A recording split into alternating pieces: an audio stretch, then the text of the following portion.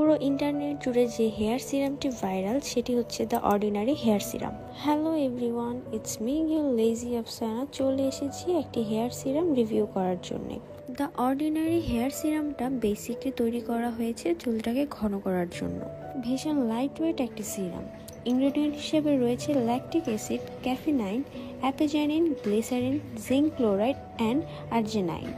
পরিষ্কার মাথায় চুলের ভেতরে অল্প অল্প করে প্রোডাক্ট দেবেন, তারপর হালকা হাতে স্ক্যাল্পে মাসাজ করে দিবেন। মনে রাখবেন, শ্যাম্পু করার পর অথবা পরিষ্কার মাথায় এই সিরামটি ব্যবহার করতে হবে। ড্রপটিতে একবার চাপ দিলে যতটুকু আসবে তাতেই হয়ে যাবে।